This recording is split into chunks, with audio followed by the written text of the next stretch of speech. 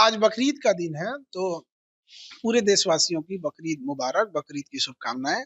इसी सिलसिले में हमारे महामहिम श्री आरिफ मोहम्मद खान सर बिहार के जो राज्यपाल हैं, और ये हम बिहारियों का सौभाग्य है कि इतने इंटेलेक्चुअल और विद्वान राज्यपाल हम लोग के आए हैं। और इसी क्रम में वो एक बार आए थे यहाँ हमारे पास, तो उन्होंने कहा था कि हम एक बार जरूर आएंगे, तो आज वो आए। और जब हम उन्हें ले जा रहे थे तो रास्ते में क्लासरूम था, तो कहे कि हम इन्हें देखना चाहते हैं क्लासरूम। क्लासरूम जब देखे तो अचंभित हो गए। तो क्लासरूम के जब वो अंदर गए, स्टेज पे गए, तो कुछ क्लासरूम में मेरे बेंच है ना रिजर्व है, तो उन्होंने पूछ उनका नजर गई, तो हम पहले ही बता दिए कि सर ये रिजर्व सीट है हैंडीकेप बच्चों के लिए। वो हमारे यहाँ फीस नहीं देते हैं, लेकिन सबसे आगे बैठते हैं, क्योंकि समाज में उन्हें हर जगह हैंडीकेप के पढ़ने की सुविधा नहीं है। तो बड़ा खुश हुए और प्रभावित भी हुए, और मेरा सौभाग्य है कि उन्होंने कहा कि मैं यहाँ आऊंगा क्लास लेने के लिए, कुछ टॉपिक्स पे आप जिस पे बता दीजिएगा। हमने कहा कि सर आप जब कहिए महामहिम। तो उन्होंने कहा आप जब बताइए मैं कब आ जाऊँ क्लास लेने। तो अब देखिए हमारे बच्चों का सौभाग्य होगा, हमें लगता है ये सौभाग्य हमारे ही बच्चों को प्राप्त है, और बड़ा खुशी हो रही है इस पे। सब चीजें तो सब चीजें नॉर्मल, सब चीजें जैसे सबकी चलती है हमारा भी नॉर्मल चल रहा है इसमें।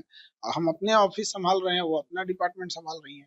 बहुत बहुत निर्मम घटना हुई है। राज्यपाल महोदय बड़ा मर्माहित थे, वो हमसे बोल रहे हैं कि इंसान और मानव इतना असंवेदनशील कैसे हो सकता है कि एक 9 साल की बच्ची के साथ अगर कोई रेप करे, और वो बच्ची घसीटते हुए लंगड़ाते हुए बाहर आई है, और एम्बुलेंस में जब उसे वापस ले, कितनी असंवेदनशीलता है, वहां से भेज दिया है यहाँ पीएमसीएच, यहाँ पे इस फाइल में दौड़ो, एम्बुलेंस में दौड़ो, एडमिट करेंगे कि नहीं।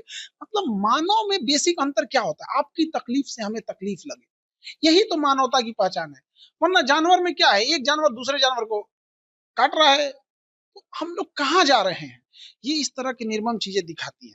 और सरकार से भी कहते हैं, पूरे वकीलों से कहते हैं कि ऐसे रेप करने वाले, एसिड अटैक करने वाले या दहेज के लिए मारने वालों पे आप ऐसे लोगों का मुकदमा न लड़े तो ज्यादा बेहतर है। बाकी वकील लोग इसमें ज्यादा जानते होंगे, उनका यूनियन बहुत अच्छा है, हम बहुत सारे वकीलों को जानते हैं। वो लोग, बहुत सारे ऐसे वकील को हम जानते हैं जो हाई कोर्ट में है, सुप्रीम कोर्ट में, वो जब जान जाते हैं कि व्यक्ति गलत है तो नहीं लेते हैं केस, कहते हैं मैं जेन्युइन केस लड़ता हूँ।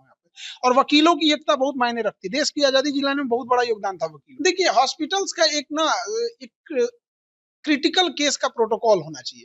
किसी को गोली लग गई, आप पेपर वर्क के लिए दौड़ाओ। कोई बच्ची का रेप हुआ, मर रही है एम्बुलेंस में, आप उसको 4 घंटे एम्बुलेंस में खड़ा रखो। ये सब चीजें नहीं, एक प्रोटोकॉल होना चाहिए कि हाँ अगर किसी के ऊपर गोली लग गई, एक्सीडेंट हो गया, किसी रेप जैसी घटना हो गई, कोई एसिड अटैक कर दिया, जला दिया, आप इसमें क्या चीज फॉर्मेलिटी निभा रहे हो यार।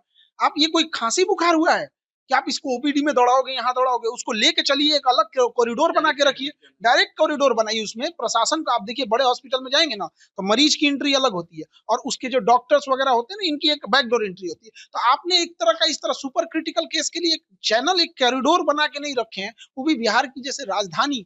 अब जैसे कोई छोटा शहर, छोटा गांव में छोटा हॉस्पिटल रहता है, तो आप कह सकते हैं कि इस हॉस्पिटल में उतनी सुविधा नहीं है।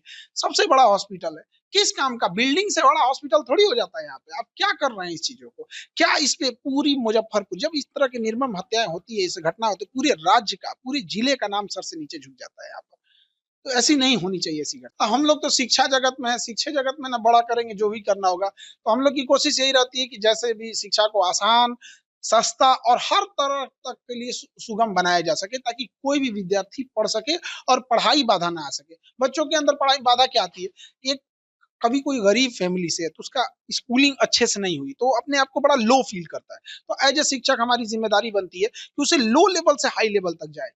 अगर पैसे नहीं है तो एकदम मिनिमम फीस लेके, जिससे कि एक ऑर्गेनाइजेशन चल सके, वो लेके उसे पढ़ाया जा सके, और टू द पॉइंट पढ़ाएं जो एग्जाम में आए।